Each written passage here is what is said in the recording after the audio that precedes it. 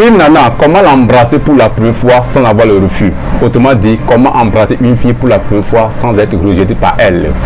Bonjour mes gentlemen, est-ce que vous allez à merveille? Alors, pareil de mon côté.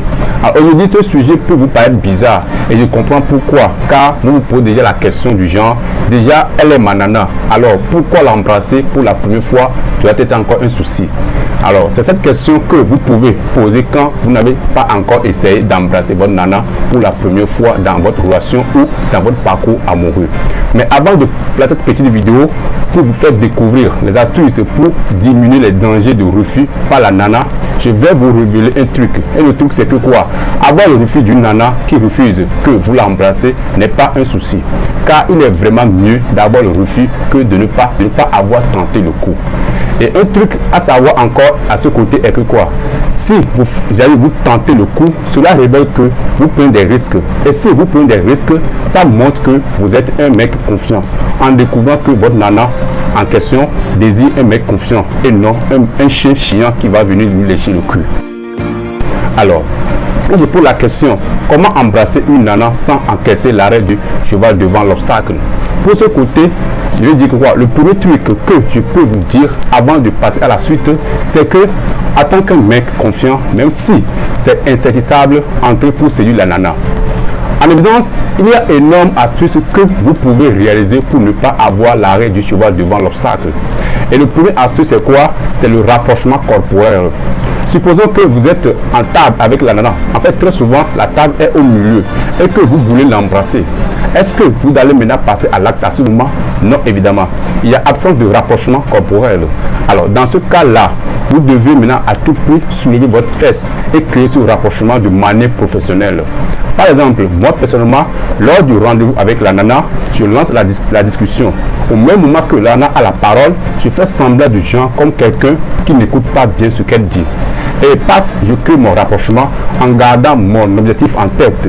Si c'est une chaise roulante ou une chaise qu'on peut pousser, alors je la soulève ou je la pousse doucement de façon pro. Ce qui est hyper bien dans cette manière, certains nanas arrivent même à dire, genre, tu ne m'écoutes pas bien, on dirait. Apporte-toi un peu, non? Les gars, game over, gagnez des jeux. La suite 2, c'est de faire voir votre désir à la nana. Cela, c'est-à-dire que quoi? Le désir, vous pouvez le montrer oralement et aussi corporellement. Oralement, cela peut être un compliment que vous allez maintenant apporter à la nana. Et corporellement, cela peut être un kilo. Il faut tout et tout que la nana soit au courant de ce que vous désirez en se mettant en face d'elle. Déjà, si vous ne montrez pas votre désir et que vous êtes ensemble avec elle dans un endroit et que par la suite vous tentez de l'embrasser, elle sera surprise. Donc le premier truc à réaliser à cette parenthèse, c'est d'être sûr que la nana soit au courant de votre désir. En ce qui concerne le kilo, c'est-à-dire que quoi, le toucher, vous devez maîtriser par où il faut commencer par toucher.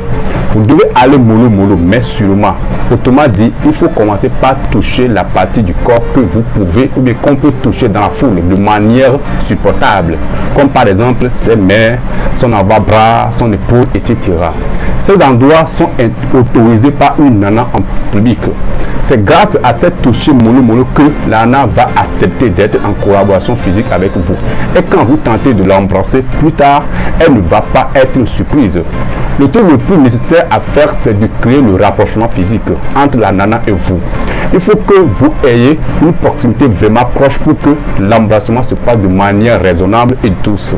Alors l'astuce 3, qui est bien évidemment notre dernière astuce, c'est de ne pas tarder ou douter.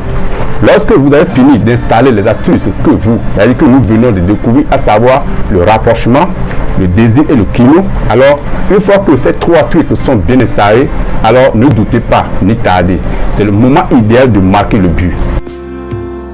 Quelque part dans notre vidéo, j'ai dit que les nanas désirent un mec rempli de confiance.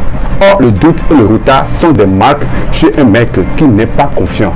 Eh bien, si vous doutez ou tardez à ce moment idéal de passer à l'action, alors la nana peut vous mettre l'arrêt du cheval devant l'obstacle, juste en raison de ce doute et de retard. malgré le moment idéal que vous avez pu installer. Et donc, je ressaute sur ce que je parlais au commencement de cette vidéo, que genre, il est vraiment mieux d'avoir le refus que de ne pas tenter le coup. Gardons ceci, ne jamais douter ni tarder. Merci.